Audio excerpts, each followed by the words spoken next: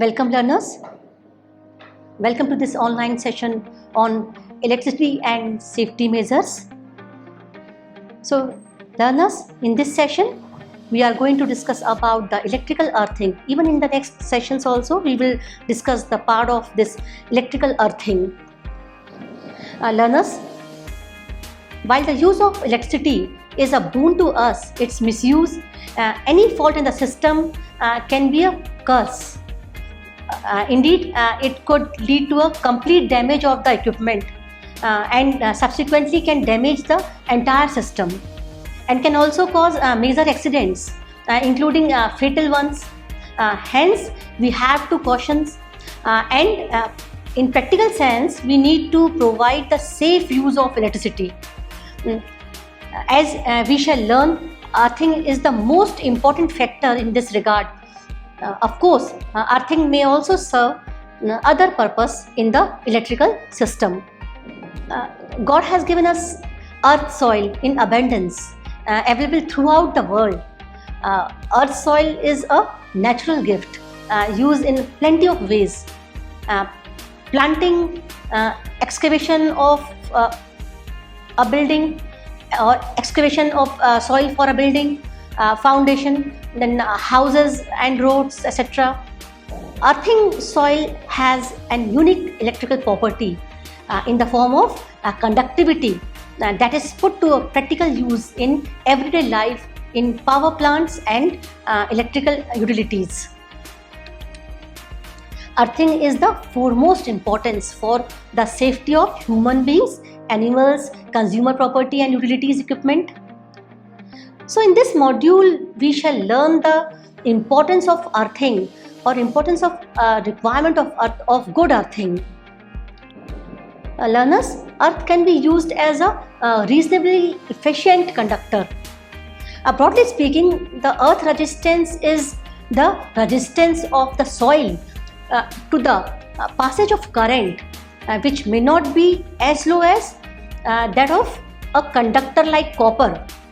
But since the cross-sectional area of the path for the current is very large, the actual resistance is normally quite low, and hence earth can be used as a reasonably efficient conductor. So when we increasing the area, that means we are decreasing the resistance. R is equal to rho L upon A. R is inversely proportional to the area. Okay, if we are increasing the area, we are reducing the resistance. So we can say that the since the cross-sectional area of the earth of the path for the current is very large, that means the resistance quite low.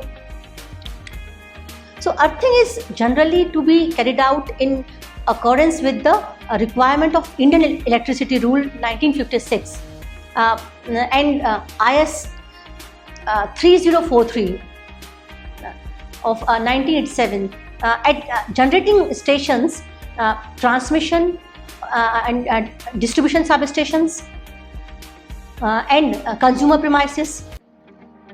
So indeed, any important or device drawing or feeding power to the public power network makes use of earth connectivity. So the first part of the earthing and protection of this module introduce you to electrical earthing. In this part, you will be acquainted with the importance of earthing, earthing classification, line and pole earthing, measurement of earth, resistance. It also touches the treatment of for minimizing the earth resistance values, maintenance of earthing system, then definitions of earthing terms or general earthing terms.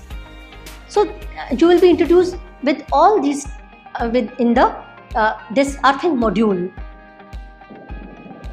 So learners, in this session, the learning objectives are to describe the importance of earthing, the list of the various types of the requirement of earthing, the classification of earthing, like the equipment earthing, discharge earthing, system earthing. So we will learn these in this session, and the next session we will discuss other part of the earthing. So the prime objective of earthing is to provide a zero potential surface in and around and under the area where the electrical equipment is installed or erected. So to achieve this objective, the normally non-current carrying but conducting part of the electrical equipment is connected to the general mass of the earth, which prevents the appearance of dangerous voltage on the enclosures and helps to provide safety to working staff and public who may come in contact with the equipment. That means we can earth the enclosure which is not carrying the current, but it is the part which can conduct the current. So that part is generally earthed. So it is necessary to provide the earth to earthing to that part which is non-current carrying but conducting and dealing with the electrical system. So for equipment earthing to be effective, it must first to be done at generating plant. Here the neutral of the star connected three-phase is grounded or earthed. The basis of the use of earthing as described here is the fact that all the generating plants in the grid are connected through earthing. Under this system, earthing may be put to the use as the return path for electric current under abnormal condition. That means it can work as a return path for electric current when the abnormal conditions occur. In the case of shielded means enclosed conductor, earthing of the shield isolates the conductor from external interference, like in the cable external sheet is there. So that earthing of the shield isolates the conductor from external interference and prevent the interference due to the current in conductor from spreading outside the shield. Now what are the earthing requirements? Good earthing should have low resistance. Yes, when it has the low resistance, that means you can easily pass the current. Then the quick fault can be removed. Then it also stabilizes circuit potential with respect to ground and limit overall potential rise.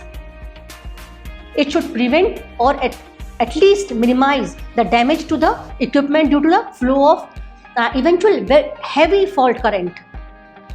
It should protect men and material from injury or damage due to the over voltage. Then it should improve the reliability of the power supply. Then it should provide low impedance path to the fault current to ensure prompt and consistent operation of protective relays, surge arresters. So it should keep the maximum potential gradient along the surface of the substation within safe limits during the ground fault. So these are the requirements for the earthing. Now what are the classification of earthing? So based on the purpose for which the part of the equipment is connected to the general mass of the earth, earthing can be classified into these categories, like equipment earthing, discharge earthing, system earthing. So what are these? So we will see one by one. So what is equipment earthing? The earthing associated with the non-current carrying part but conducting part of electrical equipment is called electrical earthing. Safety of the operator, the user and the safety of their property are the main reason for equipment earthing, such as earthing of the outer metallic body of a transformer, metallic body of an electric motor. So this is the example of the equipment earthing. As stated the equipment earthing is to be effective, it must first be done at the generating plant. Here the neutral of the star connected three-phase is grounded or earthed. Now learners, methods of connecting neutrals of the electrical equipment to ground. So what are the methods to connect this neutral to ground?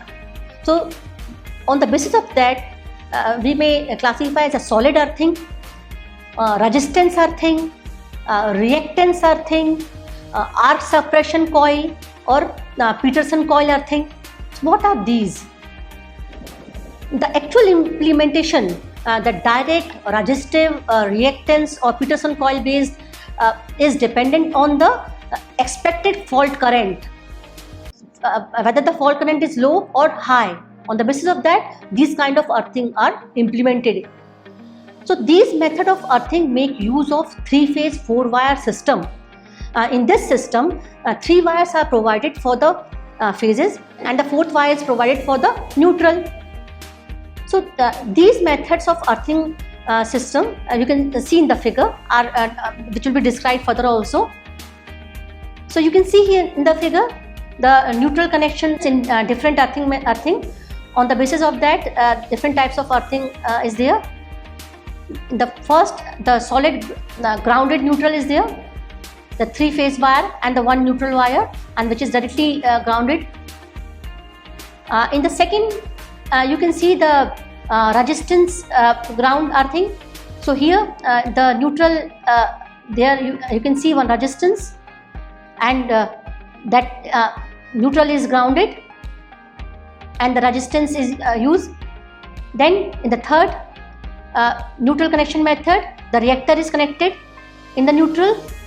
So this is called the reactance grounding or earthing. And the last one suppression coil is there in the neutral. So here we can see that this can be called as a resonant grounding or Peterson arc coil grounding. So these are the various methods in which the neutral connection can be made. Now first of all, we discuss about the solid earthing. So when the fault current is expected to be low and not likely to cause damage to plant, cable or loss of stability of the system, then earthing may be done directly through the metallic conductor from system neutral to main earthing ring without any impedance in the circuit.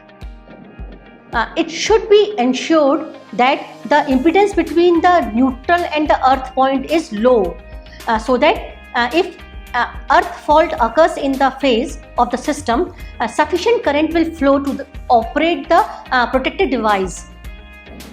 Then what is resistance earthing? Resistance earthing is generally used when the fault current is likely to be so high as to cause damage to the equipment, mainly transformers. If a resistance is inserted between the neutral and the earth, quick acting protected devices are also used.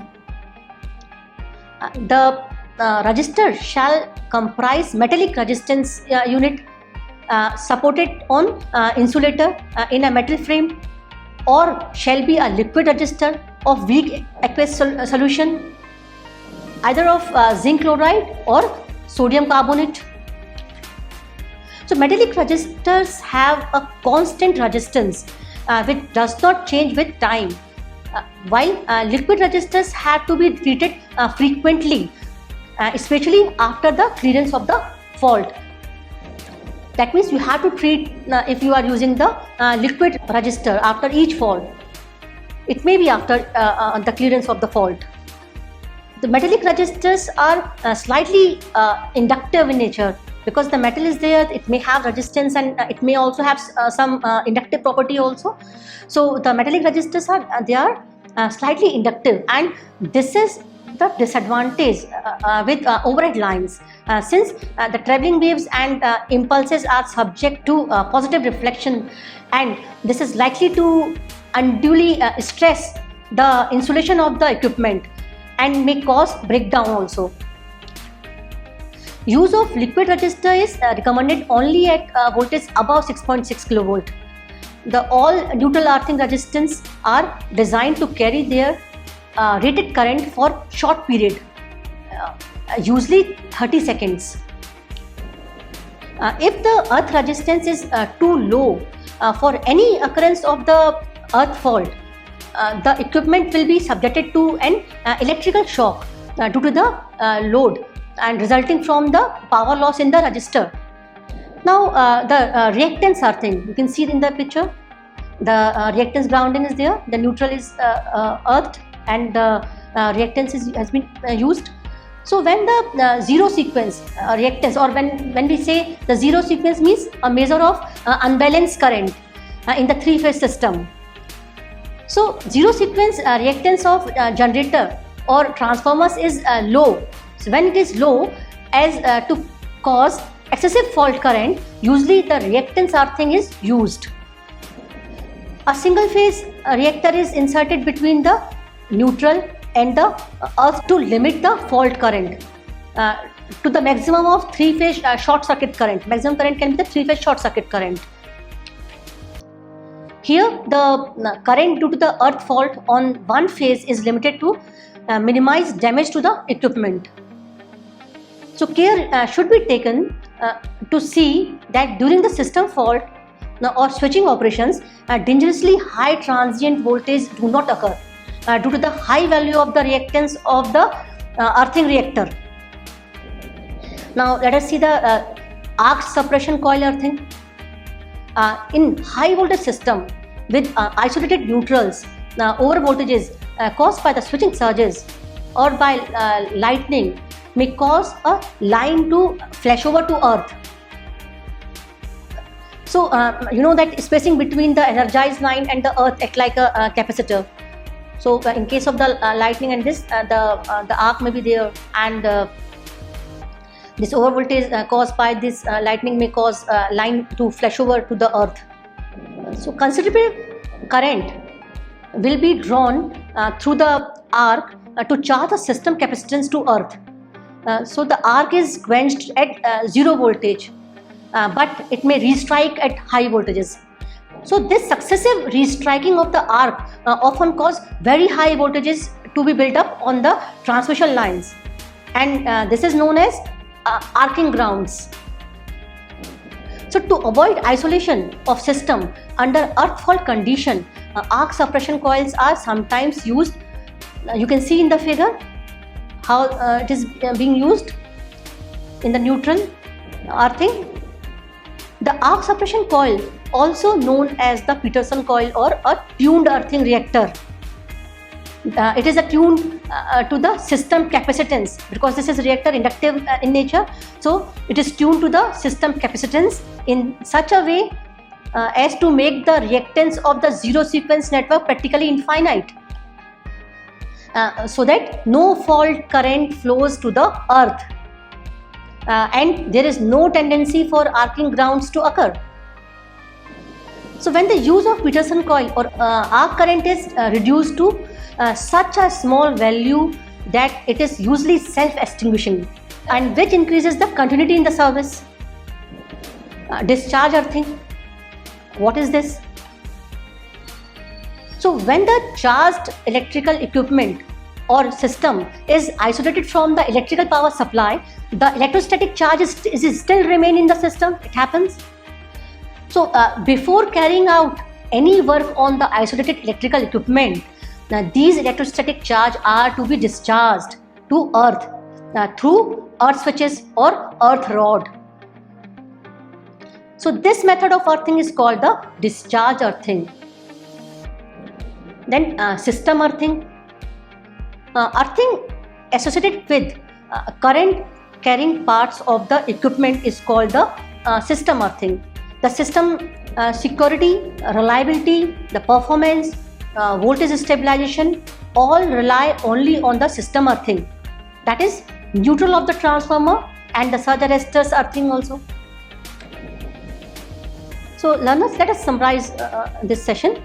So in this module we have taken up many important aspects of the earthing in relation to the electrical system. we note that earthing is necessary not just to provide the stable electrical network from generation till distribution, but also as an essential safety measure to protect the humans, animals, and the electrical equipment. In fact, without proper earthing, the whole electrical system would be rendered unusable or even a hazard. We learned the requirement imposed on good and useful learning. We also learned how earthing is classified into the equipment, discharge, and system earthing. We noted that equipment earthing is closest to us as user of electricity for safety and proper functioning. So the actual implementation, direct, resistive, reactance, or Peterson coil based is dependent on the expected fault currents. In contrast, discharge earthing is needed to remove the residual charge on the conductors. And finally, the system earthing is mandatory for all equipment which forms the electrical network. So learners, in the next session, we will cover the other aspects of this electrical earthing. Thank you and happy learning.